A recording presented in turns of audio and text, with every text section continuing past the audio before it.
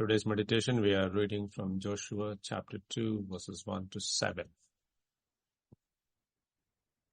And Joshua the son of Nun sent 2 men secretly from Shittim as spies, saying, "Go view the land, especially Jericho." And they went and came into the house of a prostitute, whose name was Rahab, and lodged there. And it was told to the king of Jericho, "Behold, men of Israel have come here tonight to search out the land."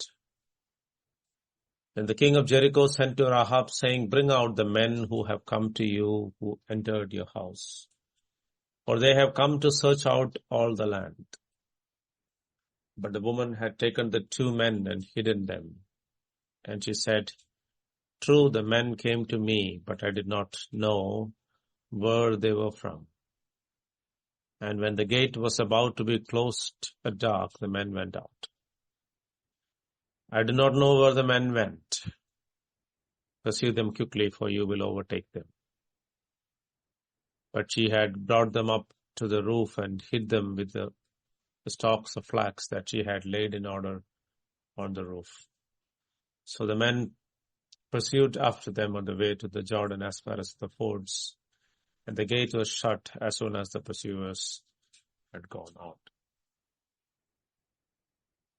After Joshua took up his role as the new leader of Israel, among the first things he did was to remind the tribes of Reuben, the Gad, and the half-tribe of Manasseh, who had already claimed their possessions on the eastern side of the Jordan, to help their brothers to take possession of Canaan. The next step was to send out the spies to view the land. Some 38 years back, he was among the 12 spies that were sent to spy the land of Canaan. At that time, they received elaborate instructions. In Numbers 13, verse 17, we read, "Go up into the Negev and go up into the hill country and see what the land is, whether the people who dwell in it are strong or weak, whether they are few or many, and whether the land that they dwell in is good or bad, and whether the cities that they dwell in are camps or strongholds, and whether the land is rich or poor, and whether there are trees in it or not. Be of good courage and bring some of the fruit of the land." In contrast, this time it is a simple one-line command to view the land. Neither their opinion of the land nor any proof of the land's fruitfulness was necessary. Again, there were only 2 spies. Perhaps Joshua had learned from the earlier experience. He might have realized the futility of trying to evaluate God's promises before we actually claim them. Obedience to the Lord requires no consultation with human beings. And finally, no amount of physical proof is enough to convince a rebellious heart. The story of Rahab shows how the Lord perceives the heart of a person who believes in him. She was a harlot who lived in Jericho on the city wall. She, like other Canaanites, had heard about the Lord's past deeds in Egypt and afterwards. She says, verse 10, "For we have heard how the Lord dried up the water of the Red Sea before you when you came out of Egypt, and what you did to the 2 kings of the Amorites beyond the Jordan, to Sihon and Og, whom you devoted to destruction." These facts were common knowledge to all those people who lived in the land of Canaan. In fact, when she says, when they heard the news, our hearts melted, and there was no spirit left in any man because of you. For the Lord your God, He is God in the heavens above and the earth beneath. They all feared the coming of the people of Israel, but Rahab went beyond to confess that the Lord is God in the heaven above and the earth. The others had knowledge, but she had faith that pushed her to act. Faith acts upon the knowledge received. The writer of Hebrews comments for faith in Hebrews chapter 11, verse 31. "By faith, the harlot Rahab perished not with them that believed not, when she had received the spies with peace." First of all, her faith helped her to honor God above all, even above her nation that was doomed to destruction. She rescued the spies from the king's search. If she had not, they might have perished, but so would she. She would certainly have been destroyed with the rest of the people of Jericho within a short period.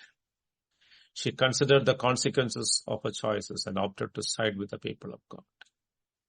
Jesus said in Luke 14:16, "If anyone comes to me and does not hate his own father and mother, and wife and children, and brothers and sisters, yes, and even his own life, he cannot be my disciple." Secondly, she asked for a sure sign that she would be kept safe.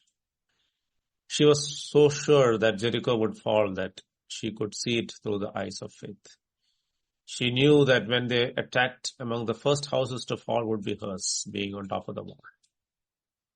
Therefore, she asked for a sign to set her and her household apart on the day of destruction. There was to be no confusion, either on her part or that of the spies, that a house was to be spared. She made sure of her salvation. She devised a way of escape for the spies, letting them down through the window. This was another act of faith. She did not let the spies figure out a way of escape for themselves.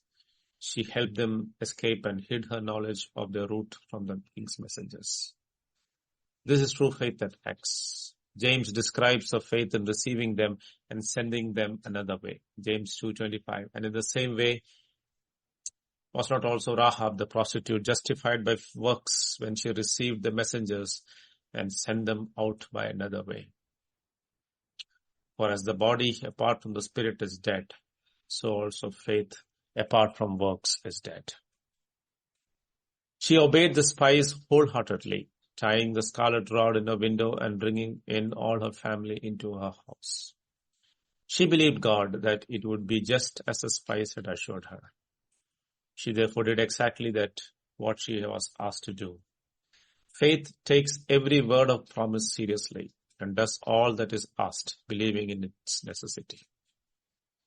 She could not have saved herself or her family from the Israelites by her power or trusting in her army of her country. But she obeyed in faith, doing the simple acts asked of her. In the later history of Israel, we learn that she became a notable figure among the people of Israel. She became the wife of Salmon, the son of Nahshon, who was among the great leaders of Judah. Boaz was her son, who married Ruth, the Moabitess, who sought refuge in Israel. Of them came Obed, the grandfather of King David. In due course, the Son of God, Jesus Christ, was born in this land as a son of David. One small act of faith puts you in the plan of God for all eternity. Let us put God above all earthly allegiance and all earthly fear. Let us remember that our daily choices have eternal consequences. Let us live by faith, seeing the unseen but assured plan of God for our lives and obeying His will at every juncture. God bless.